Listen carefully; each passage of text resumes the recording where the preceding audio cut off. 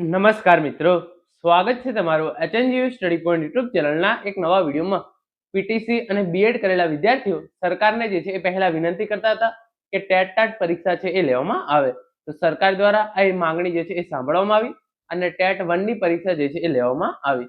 TET 1 ની પરીક્ષાને પૂરે થયે પણ જે છે એ હવે 1 મહિના જેટલો સમય વીતી ગયો છે, છતાં પણ હજુ સુધી સરકાર દ્વારા જે છે એ કાયમી શિક્ષકોની ભરતીની જાહેરાત જે છે એ કરવામાં આવી નથી. કાયમી શિક્ષકોની ભરતી અંગે મોટા સમાચાર સામે આવી રહ્યા છે.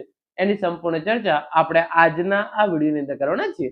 કેટલી જગ્યાઓ માટે ભરતીની સંભાવના ક્યારે છે એની સંપૂર્ણ ચર્ચા વિગતવાર જે છે એ કરવાના છે. તો સૌપ્રથમ તમે અહીંયા જોઈ શકો છો 13,145 કાયમી શિક્ષકોની ભરતી અંગે ખૂબ જ મોટા સમાચાર. ટેટ ટાટ શિક્ષક ભરતી 2026 જે પ્રમાણે પહેલા માંગણી કરવામાં આવી છે તમે એ જોઈ શકો છો. ટેટ 1 પાસ ઉમેદવારોની આક્રમક માંગ 13,145 જગ્યાઓ પર વિદ્યા સહાયકોની ભરતીની જાહેરાત આપવા માટે રજૂઆત. વય મર્યાદામાં ઉચ્ચ પ્રાથમિક સમક્ષ છૂટછાટ આપવા અને શૈક્ષણિક કેલેન્ડર મુજબ ભરતી પ્રક્રિયા પૂર્ણ કરવા માટે શિક્ષણ નિયામકને જે છે એ આવેદનપત્ર આપવામાં આવ્યું છે. કારણ કે ટેટ 1 ની અંદર જે છે એ 11,000 કરતા પણ વધારે ઉમેદવારો જે છે એ પાસ થયા છે અને તેઓ છેલ્લા લાંબા સમયથી જે છે એ કાયમી શિક્ષકોની ભરતીની રાહ જોઈ રહ્યા છે. ટેટ પરીક્ષા લઈ લેવામાં આવે પરંતુ જો ભરતી જ ના કરવામાં આવે તો ટેટ 1 પરીક્ષા અથવા તો ટાટ પરીક્ષા પાસ કરવાનો કોઈ મતલબ જ રહેતો નથી. એટલા માટે ટેટ 1 પાસ ઉમેદવારોની જે છે એ આક્રમક માંગ છે. 13,145 જગ્યાઓ પર જે છે એ વિદ્યા સહાયકોની કાયમી ભરતીની જાહેરાત કરવામાં આવે એવી જે છે એ ઉમેદવારો દ્વારા માંગણી કરવામાં આવી રહી છે. જે પ્રમાણે સમાચાર તમે જોઈ શકો છો.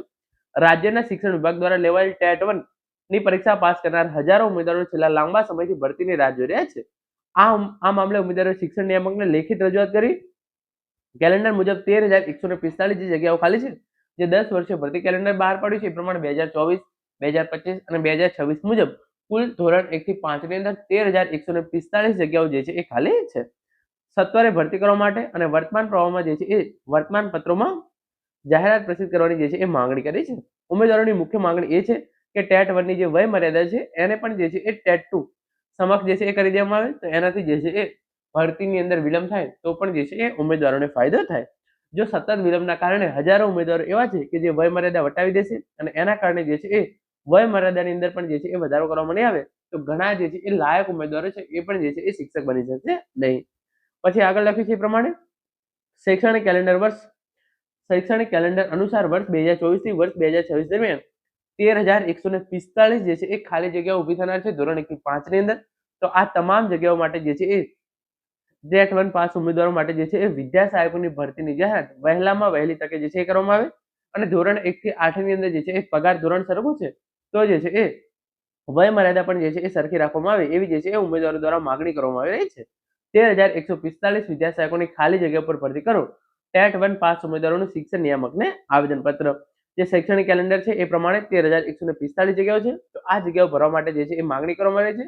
સાથે સાથે વય મર્યાદા પણ જે છે એ સમાન રાખવી જોઈએ એવી પણ જે છે એ આ ઉમેદવારો દ્વારા માંગણી કરવામાં આવી રહી છે. તો મેઇન અહીંયા બે મુદ્દા છે. કેટલી જગ્યાઓ? 13,145 જગ્યાઓ ખાલી છે. તો આ પૂરેપૂરી જગ્યાઓ પર જે છે એ ભરતી આવે એની સંભાવના બહુ જ છે, પરંતુ અંદાજિત 10,000 જેટલી જગ્યાઓ માટે જે છે એ આ વખતે ધોરણ 1 થી 5 ની અંદર શિક્ષકોની ભરતી જે છે એ આવી શકે છે. આગળ વાત કરીએ વય મર્યાદાની તો વય મર્યાદા બાબતે જે છે એ નવી ભરતીની જે જાહેરાત આવે અને એનું ઓફિશિયલ નોટિફિકેશન આવે એની અંદર જે છે એ આપણને ખ્યાલ પડશે.